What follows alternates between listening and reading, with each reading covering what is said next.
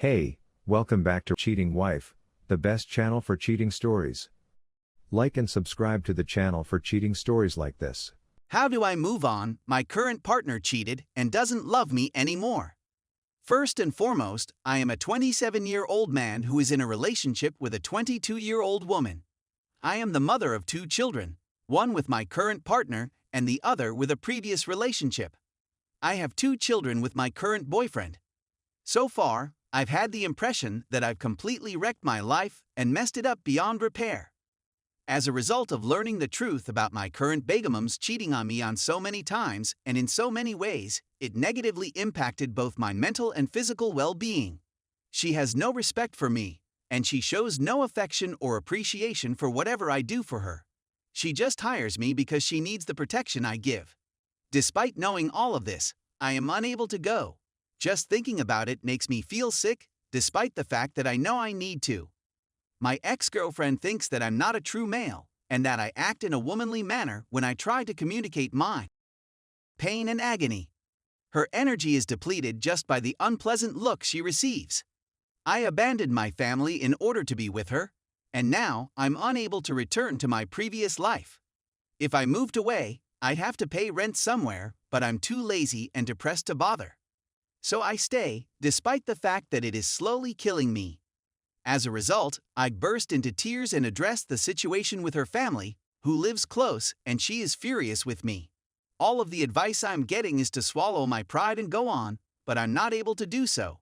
I am in desperate need of aid and advice since I am unable to do this task on my own. I'm too feeble, and I care too much about her. What should I do, and how should I go about doing it? Update. This time, I'll keep it brief. I've reunited with relatives and friends and am now residing at my brother's house. To cut a long tale short, my ex is now accusing me of failing to love our kid, demanding money, threatening me, and advising me not to return to the house where the rest of my belongings are. It's all about money now. Every text and phone call is about getting money for the kid, despite the fact that I have left money and purchased various items for the kid. I blocked her on practically everything and left one route open in case anything is wrong with my kid, but she uses it to make conflicts. Granted, I don't engage, no matter how terrible her words are. I'm too emotional, and she knows it, and she tries to use it against me, but that's no longer the case. Story 2. Wife's affair with cousin's husband. Wife had a 2-year relationship with her brother-in-law, her cousin's husband. Cousin and BIL have been married for 15 years and have no children of their own. The affair started when my mother-in-law took over the care of my 3 children, ages 9, 7, and 5, while I was abroad on business. To set the scenario, I should mention that my in-laws are fantastic with children and that they like being in his company. Because I was periodically away for 2-3 weeks at a time, for overseas travels, my wife claimed that it was just an emotional affair that started because she needed someone to rely on when I was away. She admitted that they may have kissed a few of times, but claimed there was nothing more between them. After evaluating our current situation and realizing that my wife has been a good mother, I decided to give it another shot on the condition that we remove BIL from our life. The BIL has been completely removed from our lives since we discovered this about 2 years ago. She continues to see her cousin, but her cousin is not officially aware of the connection between her and her cousin. Cousin has a terminal illness, and we thought it best not to burden her. It has turned into a dead bedroom despite our best efforts over the preceding 2 years to work out our marriage. After 2 years of frustration, I confronted her about the possibility of getting a divorce from her. I told her that I had completely forgotten about what had happened, but that there was no need for me to stay since she didn't seem to be interested in me at all. The BIL has been removed from our lives, and my wife claims that by doing so, we have alienated ourselves from the rest of the family. We avoid family gatherings when he is there, and have caused damage to our children. I disagree, who had got very attached to BIL. The mother expresses her guilt for separating our children from the rest of the family, and for taking away their friend Bill. Finally, she feels that since I am unable to forgive her father-in-law, I am not really forgiven by her, and that she is unable to sleep with me because I am not truly forgiven by her. I told her that by giving us another chance, I had already accomplished a great deal. but that bringing the BIL back into our lives was absolutely non-negotiable at this point. I am unable to cope with the negative memories that are awakened whenever I see his face. Hear his name. Is this a clerical error? Is it necessary for me to demonstrate even more forgiveness and compassion in order to reinsert him into our lives? Update. First and foremost, I'd want to express my gratitude to everyone for their contributions. I wasn't expecting such a strong response, but I've been completely overwhelmed by the outpouring of support. Following the comments and hearing other people's points of view, I am much more able to comprehend what is being discussed. However, I'd want to offer a few of more information. I was raised in a pious and conservative household. Despite growing up with little money, he became very rich at a young age, 30s. Among our many possessions are a $1 million house that we paid cash for, as well as other valuable items and beautiful autos.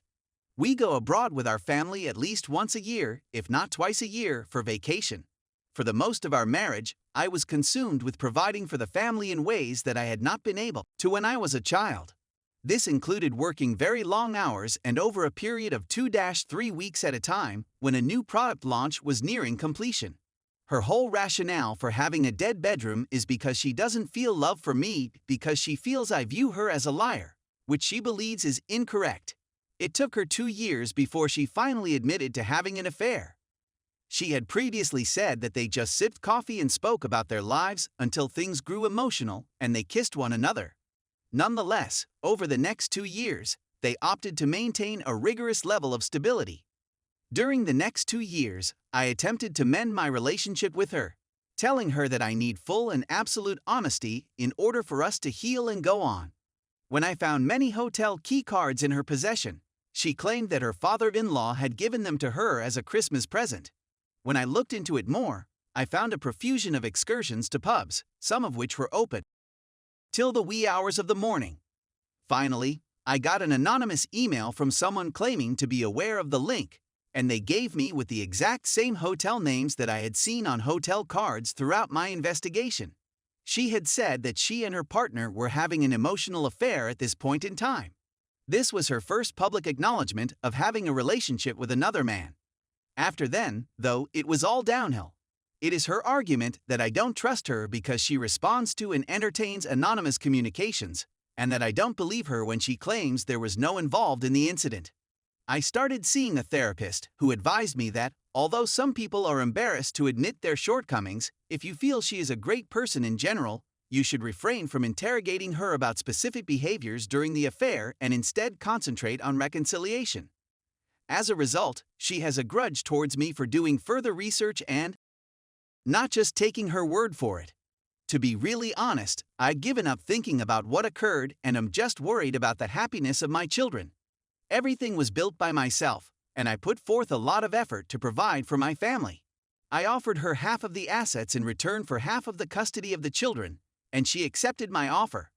It is her contention that she will agree to a divorce provided I agree not to return to our hometown. We had made a cross-country move for my career 6 years ago. I told her that I was unable to make such a guarantee. I already stepped down at my company from the VP position to a consultant position because I needed a mental break.